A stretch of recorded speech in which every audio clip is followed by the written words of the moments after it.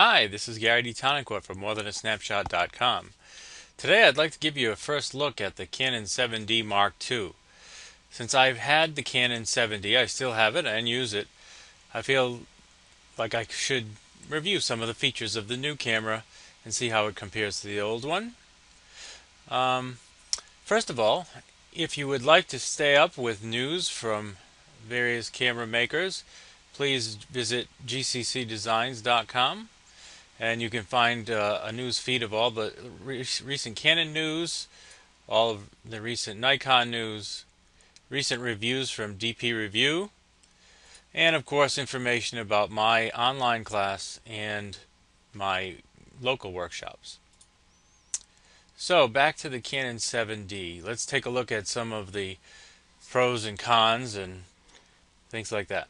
First of all, it has now a 20 megapixel sensor, as opposed to the old one, which was 18 megapixel. Not a huge difference, but a little extra. It's unfortunate that they didn't push a little further on the sensor technology. Where they did make a pretty good improvement is now that the camera shoots 10 frames per second, where it used to shoot 7 frames per second. And it has a much larger buffer, which is really the most important part of that. It can shoot 31 RAW files, and it can shoot over 100 JPEG files.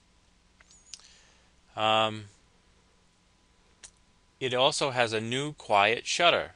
So if you're shooting in, say, a wedding or something like that, and or if you're shooting wildlife, you need to have a quieter shutter. It also has a shutter that's rated for 200,000 actuations, so it is a pro-grade shutter.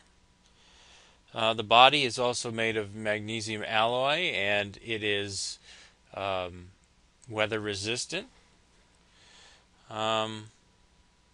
It's got now 2 card slots, which is also a nice improvement. It's got the regular compact flash slot, and it has the SD card slot. So now you can actually shoot to 2 cards at the same time.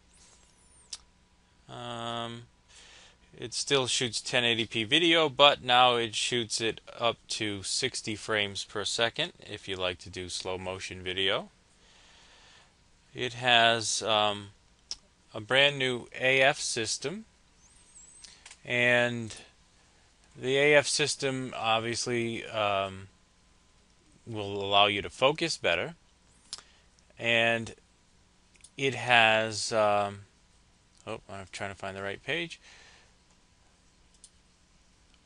an expanded amount of focusing points. So you can see you can go anywhere from 1 point all the way up to 65 autofocus points. So it's great for moving subjects and any kind of subject, really. It's got all cross type points. So 65 points is even a little more than the 5D Mark III, which I believe has around 61 autofocus points. They've also added this new fancy screen that shows you all kinds of settings right on your screen, and that could be helpful. When using the 7D, sometimes you fumble around looking for what's on your screen, trying to find the light button to light up to see what setting you're using. So maybe this will make this much easier if you can see it through your viewfinder or on your screen.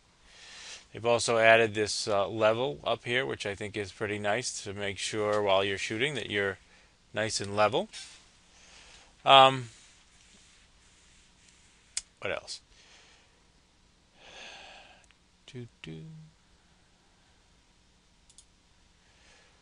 They've also added a 150,000 pixel RGB plus IR metering sensor. So the metering system in the camera is supposed to be much better, and it's supposed to help you get much more accurate ETTL flash. So if you like to use either on-camera or off-camera ETTL flash, this will certainly be a nice improvement. Alright, it also has this new anti-flicker sensor, so it should warn you if the lights that you're shooting under are flickering. And you can see here what can happen. this might be the first shot, and this could be the second shot. You have a difference in exposure because of the flickering of the lights with something like fluorescent lighting. So that would be an interesting feature to check out when the camera is actually released to see how well that works. And we already mentioned that. Well, let's see, what else is new with the camera? The ISO range goes from ISO 100 to 16,000, and you can expand it to 51,200. And that's not an overly impressive ISO range, but it's adequate for a lot of situations. Another new feature is they've added a built-in GPS, so you can keep track of where your photos were taken, and a compass, which probably won't be too terribly useful, but it's in there. One of the nice new features they've added to the software is an intervalometer. So now with Canon cameras, you always used to have a trigger release intervalometer. Now it's finally built in. And the camera, as far as movie shooting, still can shoot 1080p video in the 24, 30, and now 60 frames per second. It also has clean HDMI out if you wanted to record to an external recorder. And it has the movie servo AF, which we have seen on the Canon 70D. So that is supposed to be one of the better movie focusing AF systems. So if you want to use your DSLR for shooting movies, either the 70D or probably even this 7D will be a good choice.